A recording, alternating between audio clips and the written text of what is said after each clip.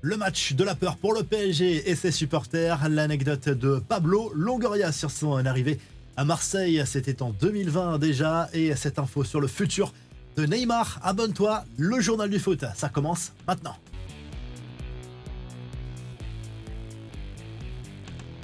Le PSG sous pression maximale, le club parisien se déplace ce mardi soir en Ligue des Champions sur la pelouse de Salzbourg en Autriche, coup d'envoi à 21h pour les joueurs de Luis Enrique qui pour le moment ne sont même pas en position de barragiste au coup d'envoi de cette rencontre. Une élimination serait forcément une catastrophe pour le Paris Saint-Germain, champion de France en titre avec un énorme budget. On jette un œil sur la compo probable des Parisiens. Donnarumma devrait récupérer sa place de titulaire après avoir été laissé sur le banc à Munich. Du grand classique en défense avec Hakimi, Marquinhos, Pacho et Mendes, Neves, Vitinha et Zaïre Emery au milieu. Ne cherchez pas Ousmane Dembélé qui est suspendu après son carton rouge reçu contre le Bayern. Lee pourrait occuper le couloir droit, Barcola à gauche et Ramos dans l'axe. L'international portugais a retrouvé un peu de rythme après sa blessure cet été et devrait connaître sa première titularisation en Ligue des Champions cette saison.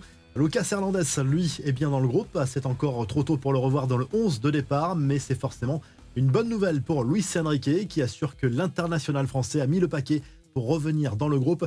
Écarté des terrains depuis le 1er mai, le défenseur français a gagné quelques semaines sur le calendrier de reprise.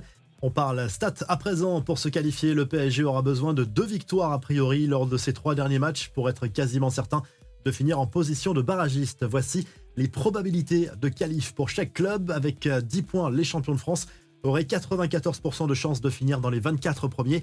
Côté mercato, après Mohamed Salah, une autre piste explorée l'été dernier se complique. Rvicha Kvaratskhelia serait proche d'une prolongation à Naples. L'ailier géorgien pourrait signer un nouveau bail jusqu'en 2029, soit 2 années supplémentaires avec un salaire revu à la hausse. Il y aura sans doute une clause libératoire fixée à 80 millions d'euros. Les confidences de Pablo Longoria lors d'un entretien accordé au streamer Zach Nani. Le président de l'OM est revenu sur sa nomination, d'abord en tant que directeur sportif au sein du club olympien il y a 4 ans. Le dirigeant espagnol a expliqué avoir snobé à l'époque des clubs anglais pour rejoindre Marseille. Ensuite, il a raconté ses débuts chaotiques avec des membres de la direction et le staff de l'époque, visiblement hostile à son arrivée. Certains ne voulaient clairement pas de lui à l'époque. L'actu du Real Madrid, malgré les difficultés des derniers mois, Kylian Mbappé figure bien dans le 11 de l'année 2024 de la FIFPro dévoilée par le syndicat des joueurs professionnels. Le buteur madrilène accompagne Erling Haaland et Vinicius Junior dans un trio de rêve.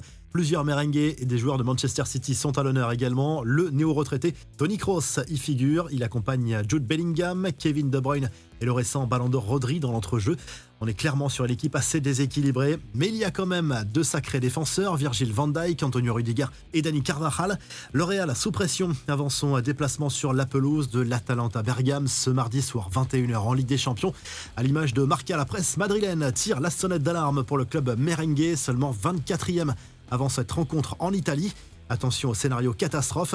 La mise au point de Carlo Ancelotti sur certains jeunes ambitieux qui manquent de temps de jeu malgré la pression de leur entourage. Quoi qu'il arrive, il n'y aura pas de départ en janvier. Ça vaut pour le Brésilien Hendrick et le Turc Arda Güler.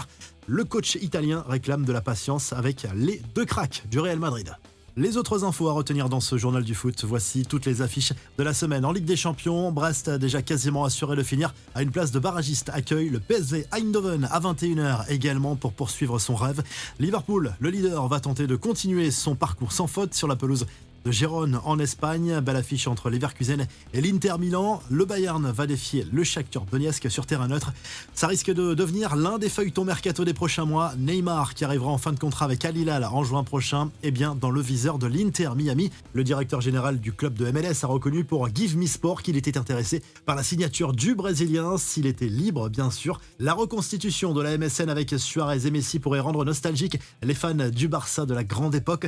Enfin, souvenez-vous de cet arbitre anglais qui avait provoqué une polémique après la révélation d'une vidéo dans laquelle il tenait des propos choquants et insultants à l'encontre de Liverpool et de Jürgen Klopp. David Coote a été démis de ses fonctions d'arbitre professionnel en Angleterre. Il était suspendu déjà à titre provisoire depuis mi-novembre dans l'attente d'une enquête approfondie. Son cas a été aggravé d'ailleurs par la publication d'une autre vidéo concernant cette fois la consommation de drogue. On se quitte en vidéo et à très vite pour un nouveau journal du foot.